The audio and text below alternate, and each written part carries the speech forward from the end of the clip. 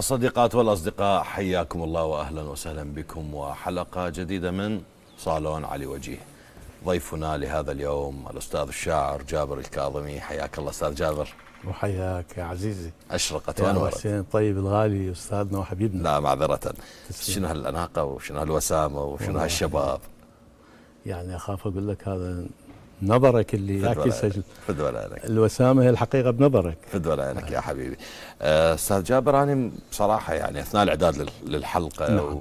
أنت موجود، لكن موجود في حياتنا وجزء من ذاكرتنا وجزء من وجداننا في نواحي عديدة، لكن من ترجع تكتشف أنه أكو آلاف المواضيع اللي من الممكن أن تثار بالضبط. مع ظاهرة نعم. اسمها جابر الكاظمي، وهسه نتدرج، لكن خلينا نبدأ بالمنبت. نعم. بالولادة وبالطفولة بلي. وبالقصيدة الأولى سماعا وكتابة. وين كانت الجغرافيا أولا؟ الكاظمية؟ الكاظمية محلة الإنباريين. طيب. محلة بسيطة. أوكي. ناس طيبين. فقراء. انولد بهاي المحلة علي الوردي. يعني بعد بيتهم عن بيتنا فد 100 متر. طيب. بس يعني أنا لما انولدت هو كان من تقليم من مكان. فهو اكو منطقة عندنا يسموها باب الشبير بالإنباريين، تبعد عن المحل اللي كان والدي والمكان اللي انا ولدت فيه فد 100 متر، وكان بيتهم هناك. فاكو بهاي المحله ناس طيبين، ناس ادباء، نعم، ناس مثقفين، وبيهم ناس كلش بسطاء. طيب. يعني ما عندنا حل وسط بهاي المنطقه، لو مثقف وشاعر وكذا، لو او بسيط جدا كاسب. يعني. فنشأت بهاي المنطقه. طيب. وكان اكو مقاهي، يعني كان فد 4-5 مقاهي بهالمكان، هي باب الكبيره. ومين ما تمشي انت تسمع تلفزيون معلي وكذا. طيب. فتتسرب الى انك الكلمه الجميله، خصوصا اذا كنت قناص من الطفوله للكلمه الجميله، وهاي ما لها ربط بالمطالعه وكذا.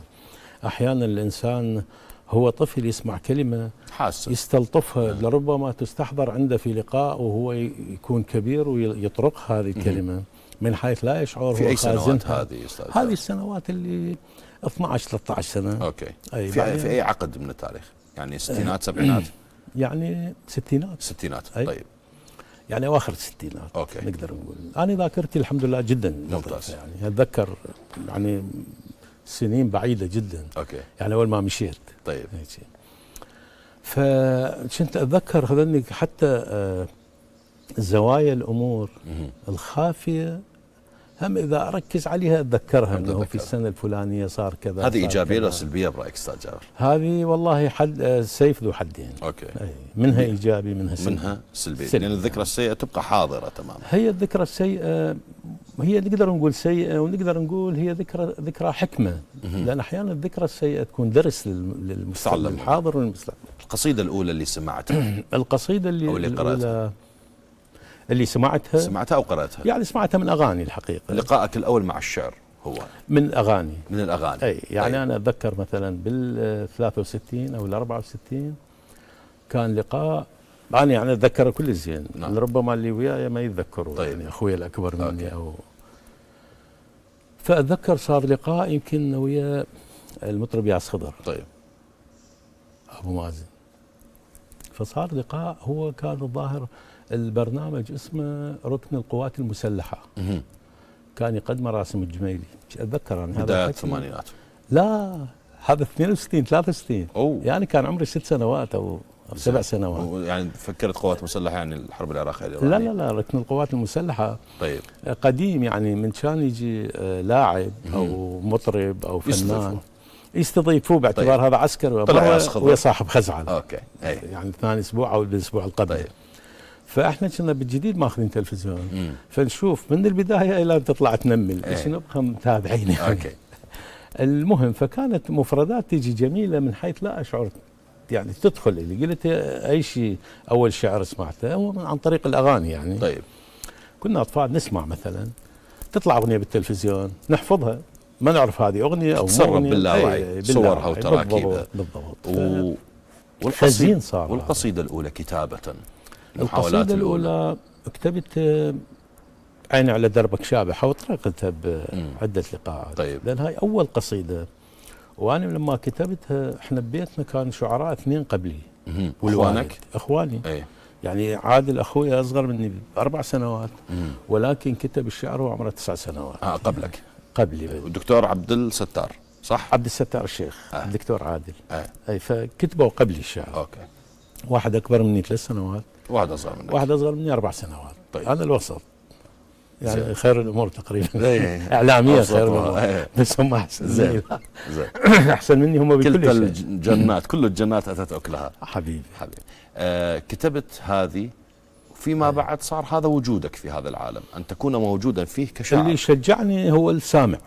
السامع. يعني من اقراها يقولون هذا عجيب، خاف مو مالتك، هاي معقوله يعني كذا. هذه الحقيقه تشجعت. يعني من هذيك اللحظه لما شكوا انه هاي القصيده الي او مو الي، يعني انت صاحب مسؤوليه. اكو شك كان في درس الانشاء ايضا بالمدرسه؟ لا، كنت قوي بالانشاء، قوي بالاملاء. اي بس كنت ضعيف مثلا بالرياضيات. زين. كلش يعني. لازم. لازم. زين، بشكل عام الكاظميه كانت وسطها الثقافي او وسطها الادبي خطر. نعم. كيف يعني متى بدأ النمو الفعلي وسط هذه الجحاجيح والرؤوس الكبيرة والشعراء المعروفين والأدباء المعروفين والباحثين المعروفين؟ بالكاظمية. والله الكاظمية كما تعرف عزيزي أستاذ علي هو منطقة مقدسة. نعم. والمناطق المقدسة بذيك الفترة بالستينات كان غالب عليه مثل هسه الفترة اللي نعيشها. طيب. كان غالب عليها العزاء الحسيني. العزاء الحسيني. فاحنا كنا ربيب الردات وربيب القصيدة الحسينية وربيب الموكب اللي يخلون شو اسمه، ومن يخلص محرم وتخلص ال40 تسمع الاغانيهم كل صوتها، فالشعر من كل جوانبه كان يحيطنا يعني. فبهذه المنطقة ما كنا نعرف انه كان اكو شعراء اقوياء او مو اقوياء، لكن كنا صغار يعني. بس من انشأت صار عمري فد 17 سنة 18 سنة، كنت امشي وياهم بالردات او اسمع اغنية اقول انا اكتب احسن منها يعني. كتبت احسن منها. زين. كتبت وجدانيات وحبيت بذيك الفترة؟ انا اول ما كتبت وجداني مو حسيني. نعم. طيب. لا كتبت وجداني. قصائدهم لا بأس بها يعني. هذه أرختها لأنه عادة أي لا ما أرخها. الشعراء الحسينيون دائما أسرهم تبعد الغزليات، تبعد الإخوانيات، صح، تبعد السياسيات بس ربما. مو كلهم أستاذ. يعني أغلب المتون مثلا إبراهيم الشيخ حسون تجد نصه محافظا، عبود غفلة إلى حد كبير تجد نصه محافظا، بس احنا نعرف ونسمع أشياء أحيانا أنه هاي العبود غفلة مو موجودة بالديوان، وهاي إبراهيم الشيخ حسون مو موجودة بالديوان، وغيرهم. صح طبعا. صح. فأنت كل ما تكتب موجودة، لأنه أنا أريد أفوت بهذا المحور. أنا كل ما أكتب موجود يعني. عندي ديوان مصباح أمس قايله، مصباح أمس هذا وجداني. وبي القصائد الأولية. يعني القصائد الأولية ومؤرخة يعني. طيب. يعني مثلا إذا أريد أحتفظ بتاريخ من بعد 10 سنوات أو 20 سنة، أقدر أحصره مثلا بيوم من الأيام. أتذكر كنت عسكري منطقة H3. إحنا رايحين ضيفية كنا. طيب. وحدتنا في معسكر رشيد، فرحنا لهناك. أنا كنت لازم واجب، وخال راديو صغير كنت أسمع أغنية عبد الحليم اللي هي لست أدري، العفو، لا تكذبي. إني رأيتكم. أيوة. فكنت أسمعها، من خلصت طلعت الأخبار. أوكي. ذاك الوقت ما نهتم بالأخبار، بس مجبور لازم أسمع. طيب. عندي هاي الآلة بيدي وتنقلني إلى عسكري وين. فسمعت بالأخبار أنه مذبحة صارت في تل الزعتر في بيروت في لبنان. من صارت المذبحة أنا أسمع تفاصيلها جرتني، أنه أطفال ونساء وكذا. فأنا ذاك الوقت كنت أكتب الشعر يعني ب76 يعني كبير يعني. كنت يعني عمري 20 سنة كان 19 لأن أنا بأخير 56. طيب.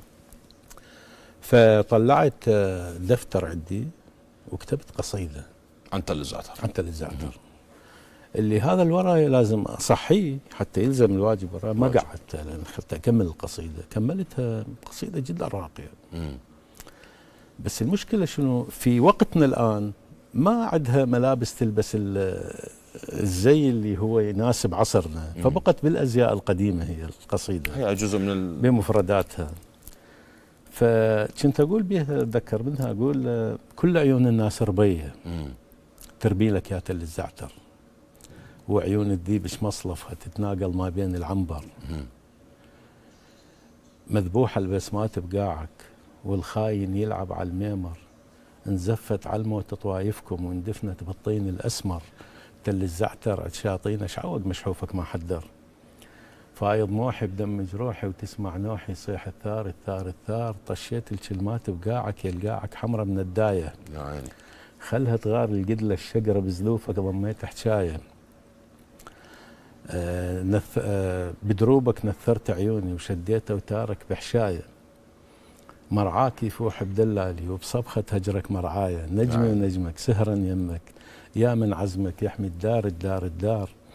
أو قصيدة هي مطولة طبعا حتى نبر مظفر النواب كان حاضر، كنت عاشق له اللي هو هذا سبقت هذا السؤال. طيب. ليش؟ لأن هو قلت لك أزياء ذيك الفترة الكل كان الشعراء يلبسون هذا زي القصائد، كان موديل يعني هو طبعا مو أقول لك إنه هذا حتى أتنصل من لا لا بالعكس أنا تأثرت بكل ما حولي من شعراء سبقوني يعني كل واحد عجبني منه، أما مفردة أو صورة جميلة أو موضوعة أو بس ما أسرها، ما أخلي بيدها مثلا القيود وأجيبها وأقول لها تجي قصيدتي، لا لا خليها براحتها بس أعجب بها يعني فاتنة تمشي في الطريق. ما الشاعر الحسيني لو الشاعر هو الشاعر أوكي، بس سموه الشاعر الحسيني، هم الشعراء نفسهم سموا نفسهم شاعر حسيني. حتى شنو ضريبتها وشنو امتيازاتها أن تكون الشاعر الحسيني جابر الكاظمي، مو الشاعر جابر الكاظمي الذي يكتب عن كل شيء ويكتب عن كل شيء، يكتب عن كل شيء، لكن تقدم باسم الشاعر الحسيني.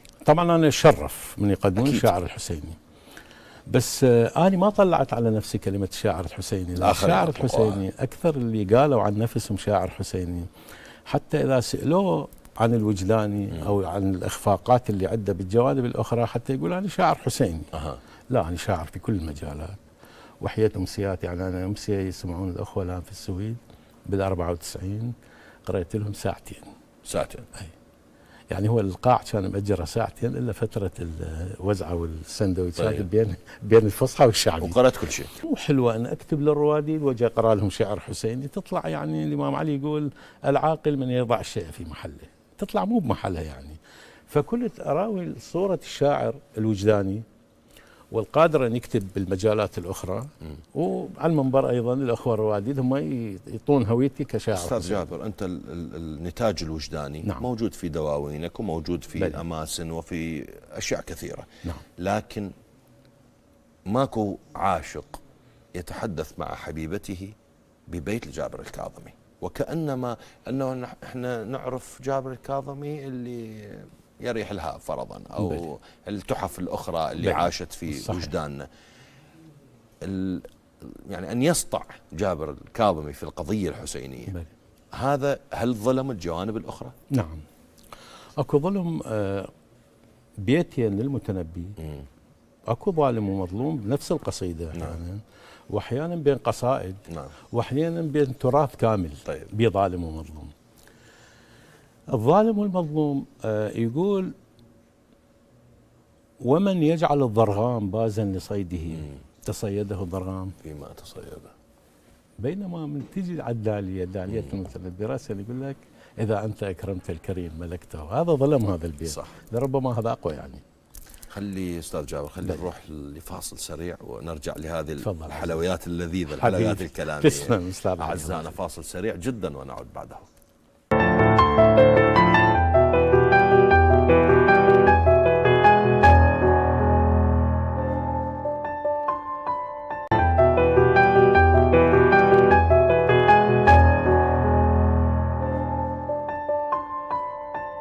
ملايين الأيادي هبطت على الصدور على وقع كلماته، وملايين البشر بكوا بين كل تفعيلتين.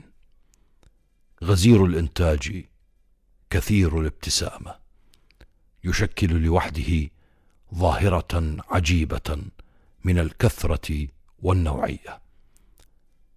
جعل الشعر الحسيني بعده ليس كما كان، فمن الأزقة الضيقة المتعرجة تخرج دائما الانعطافات في العراق، ومن تحت المنابر يمتد الصوت ليستمر قصيدة ووجودا ورؤيا. جابر الكاظمي تمر ثواني أيامه مقرونة بالشعر بشتى أشكاله، وكأنه موظف لدى الشعر، يوقع لديه بداية استيقاظه وينتهي دوامه الرسمي بنومه، بينما تستمر القصيدة تنمو على وسادته.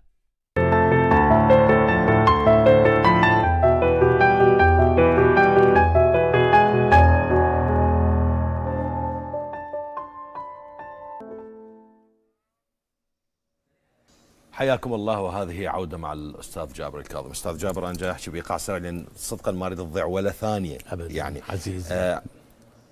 أعود على مسألة الشعر الحسيني. جابر الكاظمي غير موجود في المدونة النقدية العراقية. نعم. يعني أي بمعنى لما يذكر مجايلوك نعم. في الشعر الشعبي تذكر مجموعة أسماء ما بها جابر الكاظمي. بلي.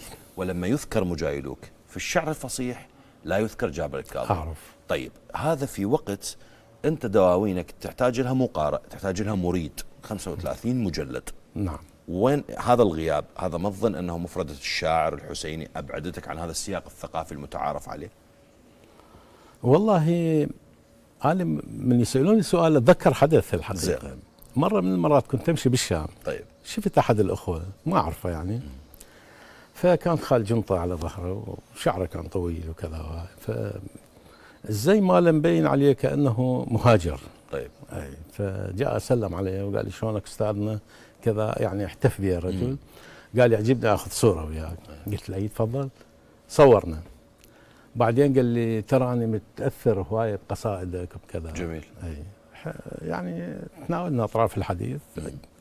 قلت له أنا ساكن هنا، سألني هو. طيب. قلت له أنا ساكن بسوريا وفي لندن هو مقري، ولكن أجي زفرات وأروح العراق أيضا. فهو قال لي أنا مسألته من باب لازم يعني. قلت له جنابه. قال أنا داعيني للمربد. للمربد. أي. أوكي. شاعر. زين. فاللطيف انه الداعي للمربد يصور ويا الشاعر اللي يمشي بالشام. فهي حاله عاديه يعني. أوكي. اي يعني انا اكو منتديات ادبيه او مثلا فد مكانات اللي ما توجد بها القصيده الحسينيه، ما تنوجد بها، ما اكون موجود، لانه احسب على الشعراء الحسينيين. زين. والمكانات اللي بها شعر حسيني ايضا ما اكون موجود. ليش؟ لانه تكتب وجداني. لان اكتب وجداني، واكو فد اكو خفقة جناح علي قديمة كلش، واحب احاول انهزم منها ما اقدر يعني. شنو هي الخفقة؟ الخفقة بقصيدة قرأتها بساحة محمد الجواد اذا تتذكر. نعم. اكو ساحة هاي اللي قبل شارع باب المراد، هذه كانت حديقة بال 74. انا كنت بالاصلاب الشامخ. بالاصلاب الشامخة. معذرة. لا اكيد. لا اقول قصدي تتذكر اي طبعا هاي كانت قبل حديقة وبها ساعة أرضية يعني، وكانوا يسوون بها احتفالات. طيب. يعني احد الاحزاب سوى احتفال، فقرأت بيه قصيده، والقصيده بها بيت كنت اقول ذاك انت اللي علمت الغيره شلون تطش امواج الدم، وذاك انت اللي خليت جروحي من ماي شفافك تلتم، وهذا انا اللي شديت ضلوعك بضلوعي بايام الهم، وفرشت القلب على القاع وقلت لك دوس ولا تهتم، وارفع بيرغ عزمك عالي بلون الدم يزيل الهم. حب شعبك واللي ينكر شعبه ما نرضى نسمي انسان. عيون المتخضر البلادي ما إلهم بعيون مكان، وعيون الما تضوي شعبي بتراب عميهن يا فلان. هاي بالايام قبل الجبهه يعني. طيب. العفو، بايام الجبهه نفسها. فاخذوا هذه الصوره، حاولت انتزع هاي الصوره انه يابا انا ادعوني باحتفال، وشاء القدر ان يكون اصدقائي. لا وسوى الروم يعني لو يشمرك بعثي لو يشمرك شيوعي. لا بعثي ابد مشاورين. اي بس يشمرك شيوعي، هاي همين نفس الحاله عند الاسلاميين. اي بلي بالضبط. بديك الفتره حتى كان اعز اصدقائي كان شاعر، وشاعر فحل يعني، استشهد الله يرحمه السيد علي الموسوي. كنا لما نتناقش انا وياه، هو كان يعني من اعز اصدقائي اللي شفتهم في حياتي اللي قابلتهم. فكنا لما نتناقش وياي كانه اني قاعد قدامه مثلا عنصر شيوعي او مثلا كذا. فاني كنت اسولف وياه طبيعي انسى نفسي يعني، اروح الى داخلي اتكلم ما بداخلي هو يعكس هاي القصيده اللي تفضلت هو يصبغها بالاحمر سماعها الان، يصبغ كلامك بالاحمر بالضبط. زين. فبقت هذه حتى ما رحت لإيران لوحقت وراي، لأن كنت من أصعد بالاحتفالات أقرأ في إيران. كنت أنتقد المعارضة، ما كنت أمدح، يعني ما أعرف، أنا مو ما أعرف أمدح، بس ما مادح بحياتي، ما مادح. ما أقدر أمدح يعني. خلينا نرجع بلي. شوية فقصدي أنه من كنت أقرأ هذه القصائد يتصورون أنه أنا من غير مكان وجاي كذا، بالرغم الخضم الهائل من القصائد الحسينية. من القصائد الحسينية. نقديا نحن كقراءة نقدية كقراء كمتابعين، أنه الشعر الحسيني يمشي في خط سير معين. نعم. ثم تأتي ظاهرة اسمها جابر الكاظمي، هاي قراءتنا، وتتغير الأشياء بعدها. أي بمعنى أنه احنا نقرأ الشعر الحسيني الموجود عند عبود غفلة وعبد الحسين بوشباع وكل أسمائنا طبعا الكبيرة، لكن جابر الكاظمي لطيف الملبس، لطيف الكلام والوسيم كذا، لطف القصيدة الحسينية لدرجة أنه أكو دفقة وجدانية صارت بالقصيدة وكأنما أبعدتها عن أساسها. أي بمعنى أنه هناك تعابير، نعم. أكو تعابير من الممكن استخدامها بأغنية عاطفية، نعم. بالإمكان أن تقتطع من سياق وترسل بمسج من حبيب لحبيبته، نعم. غير الموجود عند الآخرين. هذا برأيك حول يعني القضية الحسينية من خلينا نقول من حدث قائم بذاته، نعم. إلى مجرد رمز؟ طبعا هذا النفس اللي تفضلت به أنا حتى من أريد أكتبه بالقصيدة دائما أخلي مثلا المستهل بفد 10 مفردات. طيب. أخلي مفردة تجر كل ما موجود وياها، يعني أوكي. تخليها كأنه قادة تقود هذه المفردات. مثلا أقول رايح حبيبي وبعد ما أشوفك عيوني. الإمام الحسين تكلم مع الإمام الحسن. نعم. رايح حبيبي وبعد ما أشوفك عيوني، وشلون أشوفك إذا منك يحرموني؟ يا نجمة السيل مكانك بالسما خالي، من ينقضي الليل أدفنك بيدي الغالي.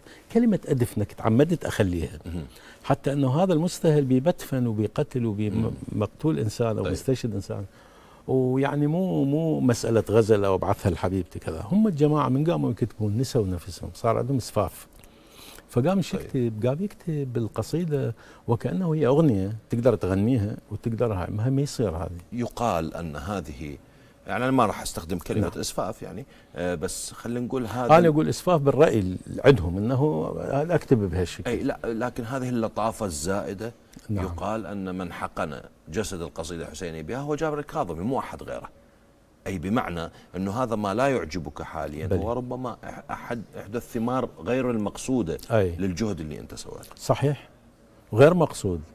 وأنا لما بديت بها كتبت كثير من القصائد بهذا اللون، مو هسه الآن، حتى من قبيل يعني نقول بالثمانينات، يعني لما كنت في سوريا أكتب القصيدة الحسينية، ولكن ما أتكئ على المصرع. يعني دائما أتكئ على المصرع، هذا العفو، ما أتكئ على المصرع ولا أتكئ على المنبر. المصرع هو الدمعة، والمنبر هو الوجود الاجتماعي للشاعر الحسيني، انه هو يكون موجود وكذا. هذا الاثنين هنا ما اتكئت عليهن. انا اكتب القصيده، اتخيل القصيده الحسينيه، انا بطبعي احب الجمال، نعم، وكل انسان هو، فاكو واحد يحب الجمال مثلا الصوري، طيب. اكو واحد يحب الجمال المعنوي، انا احب الجمال اشوفه بالقصيده، اتخيل كانه القصيده فتاه جميله والمفردات هي اعضائها، والصوره اللي انا ارسمها هي ذات الفتاة اللي هي جسدها بهذه القصيدة. جميل.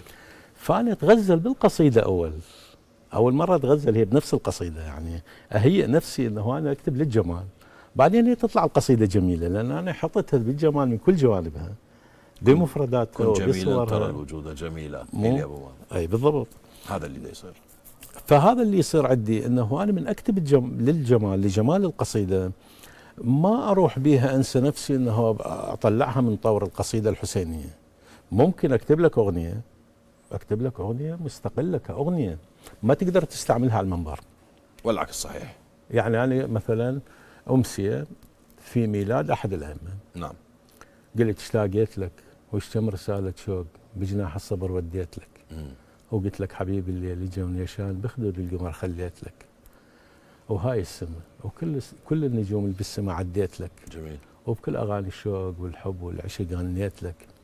الله لو تدري ايش كثر حنيت لك، عفت القناديل بسماه الناطرات وجيت لك، ومن شدهتي نسيت الحكي وما ادري شنو حكيت لك، ما تذكرت بس كلمه اشتاقت لك. الله لو تدري ايش كثر حنيت لك، الله لو تدري ايش كثر يا تغنى حبيبي كأغنية عاطفية. بالضبط، اي كأغنية عاطفية. أنا قرأتها مو على منبر وكذا، أنا قرأتها احتفال وأفراح، يعني أفراح، للأفراح أنطيها قيمتها كفرحة يعني. زين. وللمنبر لا، ذاك حزن وكذا. ما هو المشكلة وين أستاذ جابر؟ القاموس الحسيني بالشعر نعم. الشعبي العراقي اختلف تماما حتى يكاد أنه ما يكون موجود عندك. يعني هسه إذا ناخذ أي قصيدة إليك ونجي على مثلا التحفة الشهيرة اللي هي جينا ننشد كربلاء مضيعين، نعم، راح نلقى خيام محترقة ورؤوس بالضبط. مقطعة وما تدلون الشريعة وينها، ووصولا لجاعدة وواجفة مخلينها. بل من أجينا ألقى لطافة، اكو لطافه، وهنا اللطافه قد لا تكون في السياق الايجابي. نعم. المصيبه او القاموس الذي اعتاد الشعراء عليه اين هو من جابر الكاظمي؟ والله هو طبعا الكثرة أحيانا تنسي. زين. يعني أنت لما تدخل بال 35 ديوان تطلع منهم 5 دواوين تطلع جينا ننشد كربلاء. ها. تروح إلى 5 دواوين أخرى فكرتنا إنسانية وعلى العدل مبنية. لو طالعت معناها تحفظها لو تنساها، قصيدة فكرية يعني. أوكي. تروح إلى 5 دواوين أخرى تلقي بها. هاي الغزارة آذت متن جابر الكاظمي بالصورة العامة؟ لا بالعكس. ما أنا كنت في محرم بالتلقي؟ أستاذ، أنا كنت في محرم أكتب يوميا من 20 إلى 30 قصيدة باليوم في محرم بس. اوكي. هي شوية شو اسمه، يعني في يوم من الأيام كنت أكتب بهالغزارة، وأكو واحد كان جالس شاعر. طيب. جاي ضيف عندنا غرفة يعني، نقعد احنا رواديد يعني. فاللي موجودين كلهم أموات، بس أكو واحد حي موجود. طيب. سيد حسن كربلائي. سيد حسن رادود صوت الشجي. أي كان موجود قاعد. فهذا الأخ قال لي، أنا ذاك الوقت كان عمري 24 25. طيب. فذاك قال فلان شاعر كان بفلان مدينة، هذا يكتب يوميا كذا. صح مو بهالصدد يعني. قلت له أقول لك أسوي لك معجزة بالشعر. قلت له فلان 4 كانوا 3 أموات الله يرحمه، سيد حسن موجود. فهم زين أنا أسولف هاي السالفة متعمد، لأن سيد حسن موجود إن شاء الله عمره أطول من عمره. فطيتهم كل واحد ورقة وقلم. أوكي. وكتبوا، أرد له هنا بيت هنا بيت. طبعا البيت عندنا الكوبليه 10 أشطر. 10 أشطر. أي يعني 4 وبعدين ينزل إلى الرباط مثل المستهل. أنطي بيت هنا أيضا مختلف، يعني الموضوع مختلف والوزن مختلف، والآخر أيضا مختلف والآخر أيضا مختلف. 4. زين. وارد أرجع على هذا، ما أقول له شنو كتبت لك، هاي مهمة. ترجع أكمل له بيت أرجع على هذا إلى أن كملت إن كل واحد 7 أبيات 7 كوبليهات. يعني 7 إذا تضربهن في 7 أشطر يعني يصير تقريبا 55 شطر بالقصيدة الواحدة. فكتبت لهم وخلصت، صار صلوات وكذا. حتى سيد حسن دائما يذكرها يعني. زي. كل ما اشوفه يذكرني، يقول لا ما انسى ذيك. فهذا اللي قلت له يعني تريد اكثر من هذه يا اخوي، خلينا قاعدين. خلي اسال سؤال بشويه نسبه ازعاج. لا ابدا ما. هذا ما ياثر على الكواليتي؟ بالقصائد همني. اي سؤالك جدا جميل. الغزاره. لا جدا جميل. الغزاره. اي سؤالك حلو. انا هاي 20 قصيده اللي اكتبهن يوميا. نعم. اطلع منها 4 5 للدواوين، والباقي للتداول اليومي للنصيبة. ما بي خطأ أبد. ما بي خطأ، بس شنو ست حاجة. يعني أنا كنت شاعر واحد ذاك الوقت بالثمانينات أيام الحرب، ما كان عندنا كذا. فأنا كنت شاعر واحد في سوريا كنت وفي إيران. طيب. فهذا كل الكم هذا بس كلهم. فأنا من أكتب ست حاجة، يعني ما أكتب للقوة مثل اللي يكتب عمود يومي بالجرايد. بالضبط نفس الشيء. فاللي يبقى الذي يصل إلى الدواوين هو مغربل طبعا. هذه شو وقت صارت لما كنت اكتب هذا الكم الهائل، كان يعني مغربل. بس من انتقلت الى لندن بعد ماكو رواديد اقعد اكتب لهم كذا، اكتب القصيده وابعثها للرادود كله مغربل ابدا، ولا وحده منهن اقول هاي مو صالحه للطبع. ان شاء الله ال 35. لهذا صار عندي يعني طلعت منه، يعني دخلت الى لندن عندي 3 دواوين. اي سنه دخلت لندن؟ بال90 قبل 33 سنه. فأنا 33 سنه بلندن كتبت بيها فد 33 ديوان او 34 ديوان. 33 مجلد. مجلد طبعا. مو ديوان. يعني دواوينك مو احجام. لا مجلدات طبعا. خلي نروح فاصل سريع ونرجع. راحتك. اعزائنا فاصل سريع جدا ونعود بعدها.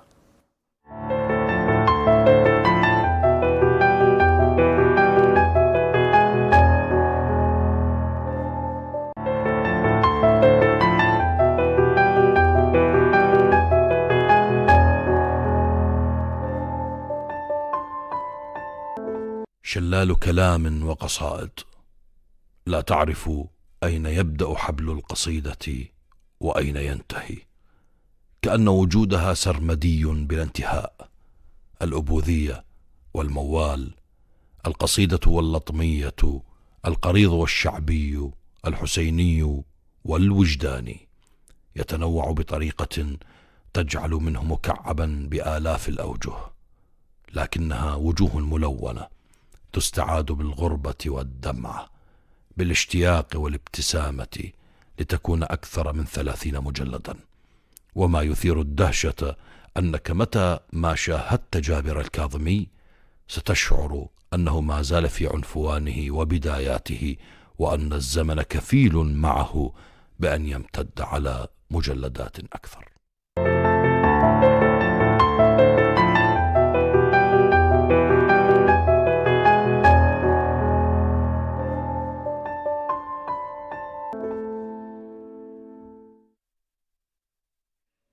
حياكم الله، وهذه عودة ثالثة مع الأستاذ الشاعر جابر الكاظمي. حياك أستاذ جابر، أكو موشحة لطيفة للسيد الحبوبي. نعم. يقول إن لي من شرفي بردا ضفا، فهو من دون الهوى مرتهني، غير أني رمت نهج الظرفاء، عفة النفس وفسق الألسن. هذا من ألطف هو اللي بالبيت المشهور أعتقد. هي من ضمن الموشحة المشهورة يا غزالة. يا غزالة، لكن القصد ووجدي يعني. ووجدي يعني كاد سري فيك أن ينتهك. المهم، إيش قد ممكن أنه الكتابة بالقضية الحسينية أن تحجم حريتك كشاعر؟ أي بمعنى أنه أنت بالإمكان أنه تكتب عن الجسد. نعم. مثل ما يكتب الشاعر غير المتدين أو اللي ما كاتب على الإمام الحسين. أي. هل بالإمكان أنه تكتب أخوانية؟ نعم. جدا.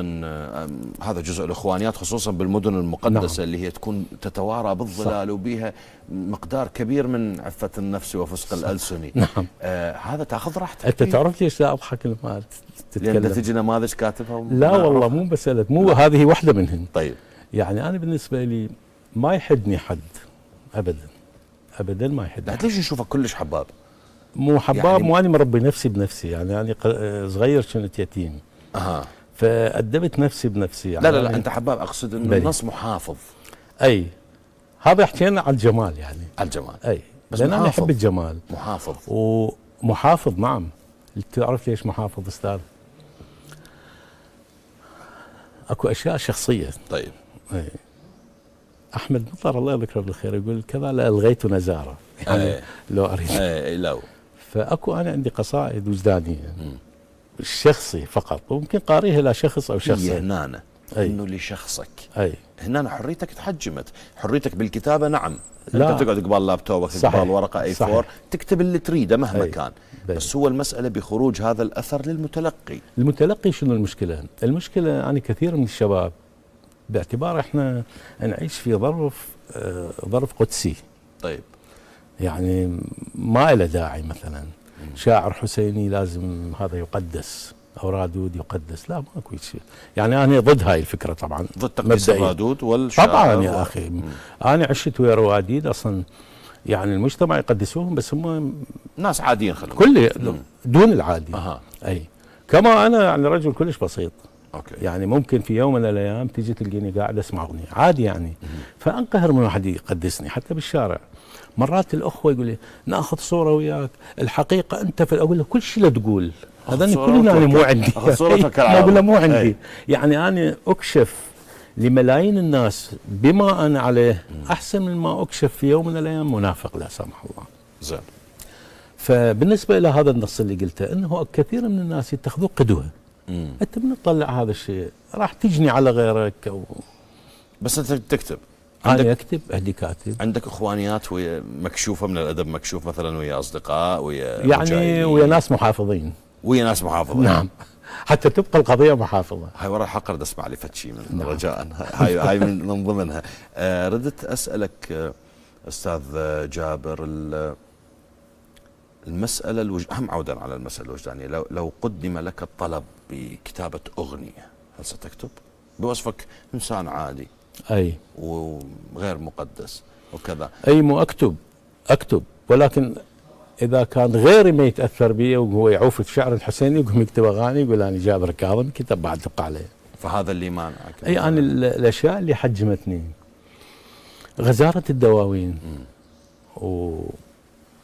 والسيرة اللي أنا سرتها، يعني تقريبا السيرة كلها مغتربة وطابع الحزن عليها. طيب، وين كنت أنا يعني مو يعني إيجابي، جدا إيجابي، وأحب النكتة وأحب أي شيء، بس هذا يأثرن عليه جدا، يأثرن حتى ما أكون تحولت عبء.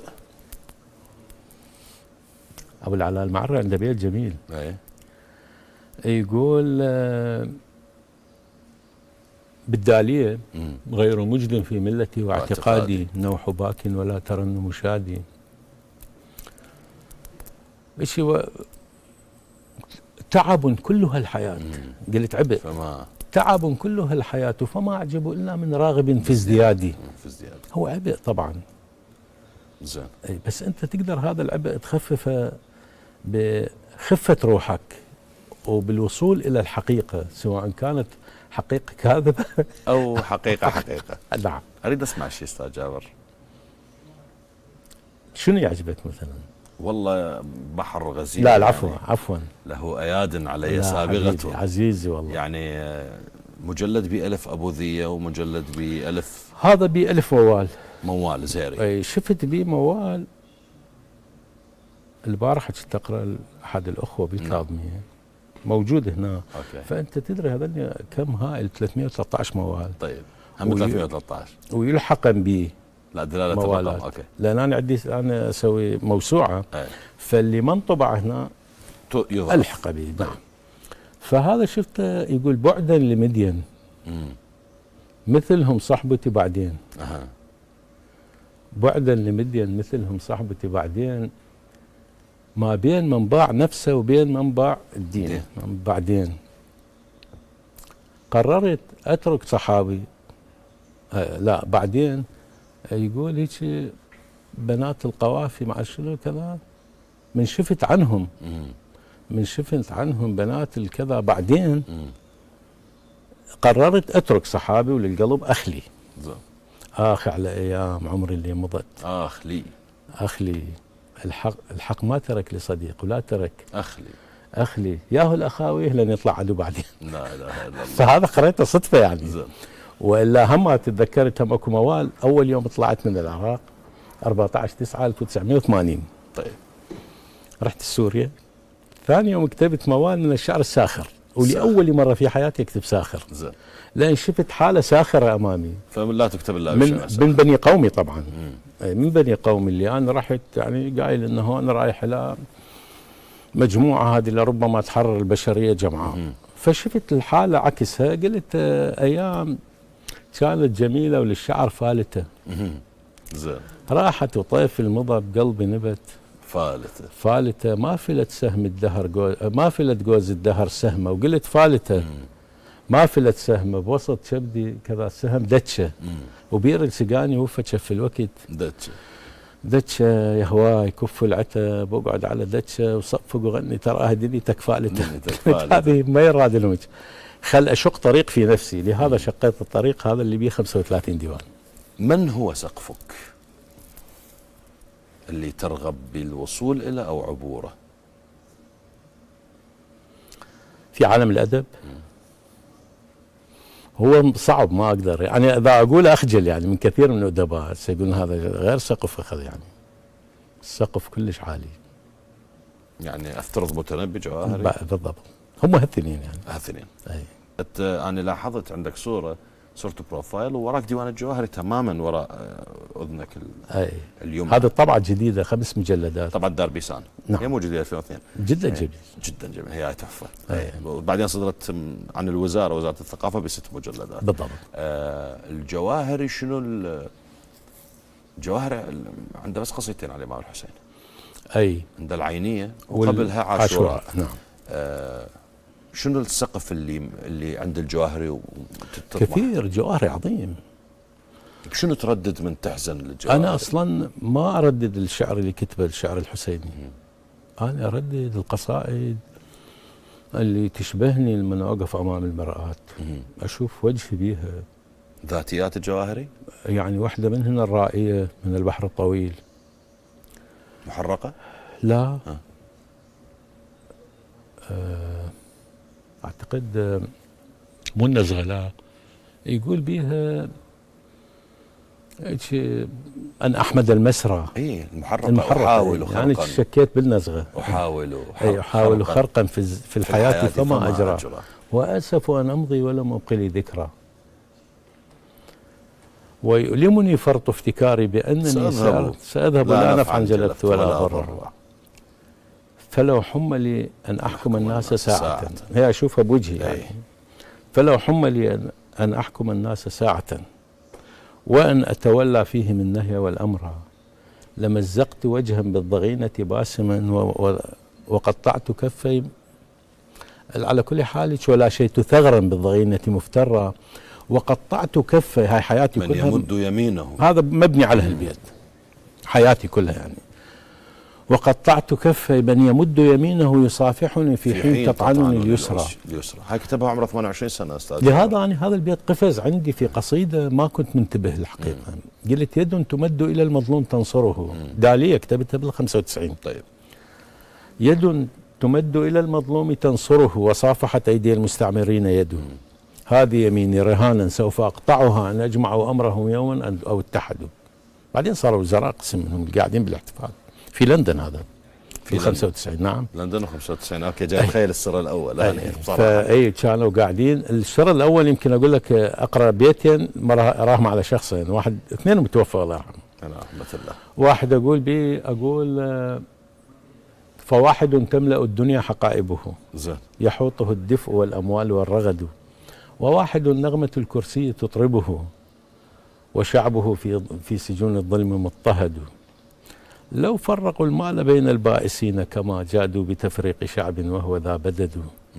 التائهون وعين الله ترصدهم. بعدين يقول هيك التائهون وعين الله ترصدهم، لن ينجو الذئب إن أضرى به أسد. زين أستاذ جابر، أنت تطير بجناحين، واحد شعبي وواحد فصيح. نعم، أحب الفصحى أكثر. تحب الفصحى أكثر؟ جدا جدا. يعني في يوم من الأيام تفعيله وعمودي لو فقط عمودي؟ كاتب اثنين. زين، ماكو مغامرة بقصيدة النثر مثلا؟ لا لو محافظ لهذه الدرجة؟ لا، مو مسألة محافظ، بس يعني أنا ما استذوقها، فأدري الغير يمكن هم راح يستذوقها. لربما غيري شاعر يكتبها يستذوقها هو، وغيره يستذوقها منه، بس لأن أنا ما استذوقتها، فقلت يمكن الغير ما يستذوقها مني. زين، لأن أنا بدي أحسب طعمها. سألنا من هو سقفك؟ زين، ما هو سقفك؟ سقفي أقول ترفع فإن جناحيك لا يقران إلا على مرتقى. زين، شنو الاطمئنان بالنسبة لك؟ أن تطمئن تماما؟ أطمئن تماما عندما أضع رأسي على وسادتي في الليل، متصالح مع نفسك؟ وأنا ضميري مرتاح جدا. متصالح مع نفسك؟ جدا، يعني بدون مبالغة. أنا أحب العراق أكثر من نفسي. طيب.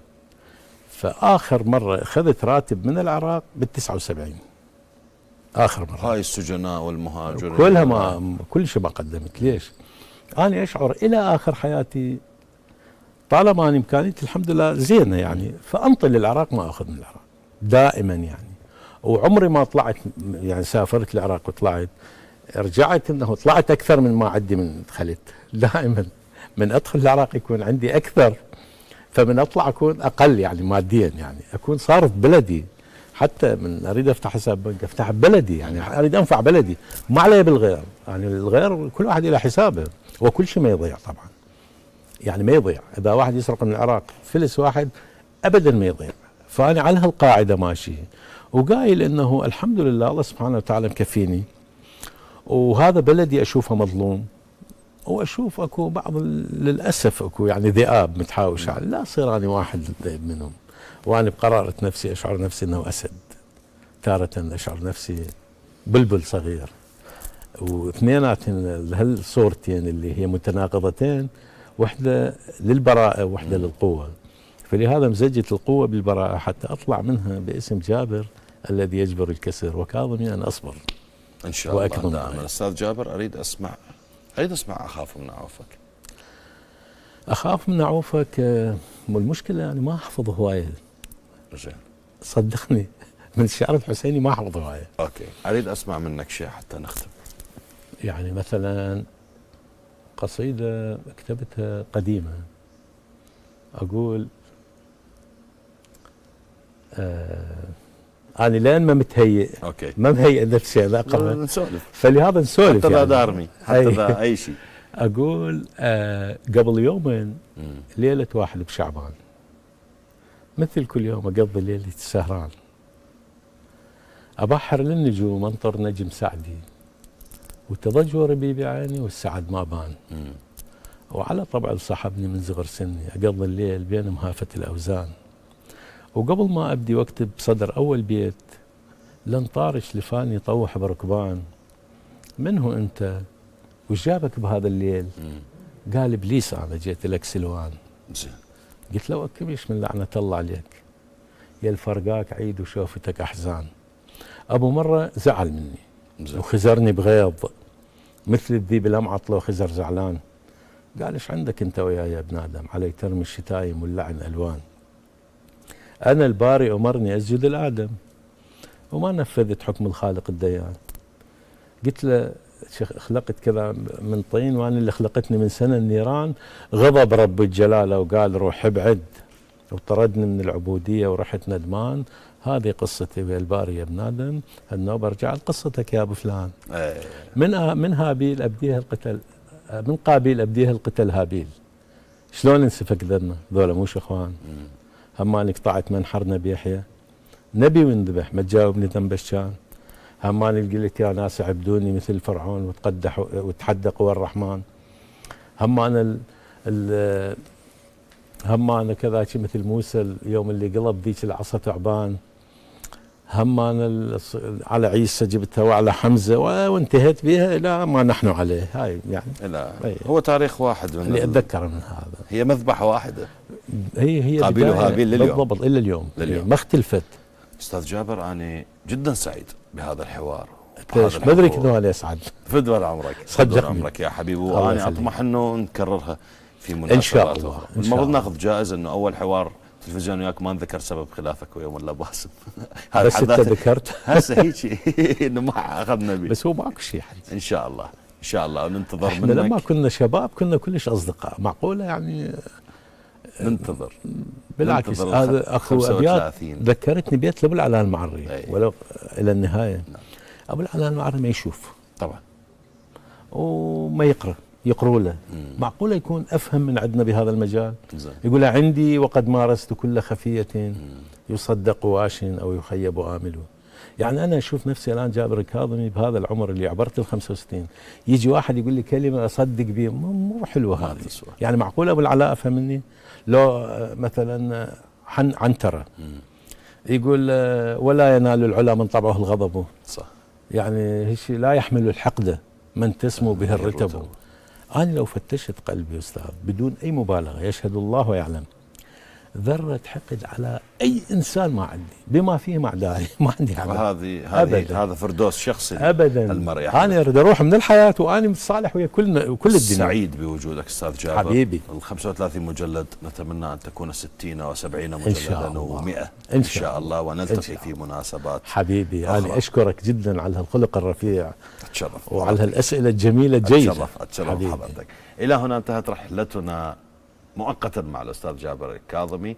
انتظرونا في حلقة أخرى مع مبدع آخر. تحياتي في الإعداد والتقديم علي وجيه. في أمان الله.